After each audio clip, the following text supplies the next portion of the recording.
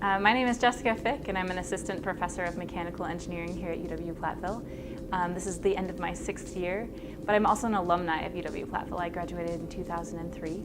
Mechanical engineering is housed in Ottensman Hall. It was built in the 60s, and it certainly wasn't designed for the uses that we're putting it through at this point. So a lot of the labs have been adapted, a lot of the spaces, walls have been put up, taken down. The HVAC system isn't built for what we're using it for, let alone the student uses.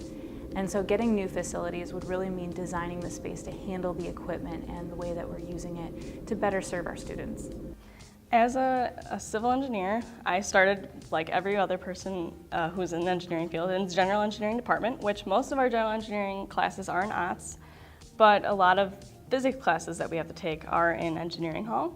And I actually enjoyed engineering hall better because they had larger areas in which you could study or work in a group, and it was really helpful.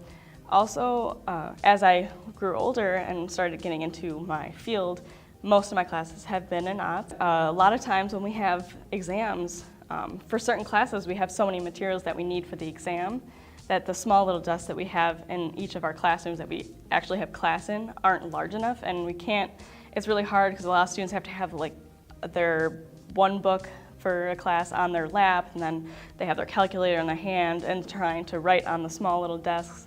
It's really difficult because I think it distracts the student from trying to just do their exam. A few years ago, we had a student in the civil and environmental engineering program who was in a wheelchair, and our labs were not easily accessible for her. We did the best we could to make accommodations, but it certainly was not an ideal learning situation for her. Everyone has sweaters or blankets in their offices because some days your office will be 50 degrees and then some days it will be 80 degrees, just the age and the additions to the building and tying it all together. It's hard to learn when it's 80 degrees in your classroom. It's hard to learn when you're wearing gloves while you type. So for example, this room, when we're teaching in this room, the students are sitting in long rows, so if you want to walk around the room to get to students to help them with problems, or if you want them to work in groups, the room just physically can't manage that. Ceiling tiles, the sound quality because of the vents blowing in the room all the time, the columns that we can't move, there's just a lot of physical aspects to the room that can't be changed that make it not conducive to the ways we would like to teach today. I think what we would want in a new space are locations for undergraduate research, for collaborative learning, for active learning. A lot of the classrooms that we have right now, they're just not the appropriate size or don't have the infrastructure to allow you to do the group learning. We can't have everyone bring a computer to the classroom because there's nowhere to plug in things. The outlets aren't designed for that. The various systems can't handle the types of learning that we would want to do. And again, getting students involved in group activities, in undergraduate research, we just don't have the safe spaces available for that right now. So it is not easy, right? But our faculty are very, very driven, right?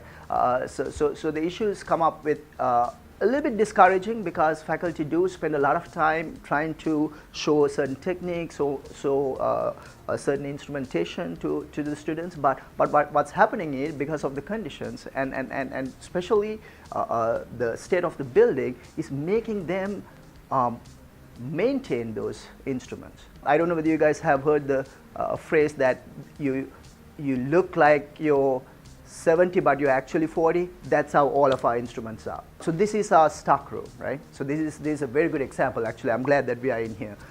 This is like the main place that everybody comes and everybody gets what they want. But with this, we had major problems during the summertime because of the humidity. We have a whole bunch of racks over there. You'll see these pipelines. Even now you can see some corrosion on the pipelines, right? We've seen drips throughout the summer, right? And we also have saw during a couple of summers ago that some of the chemicals they burst open. And multiple situations like that here, just because we cannot control the HVAC system. The building is old, HVAC system is old, and thus the problems we are facing today.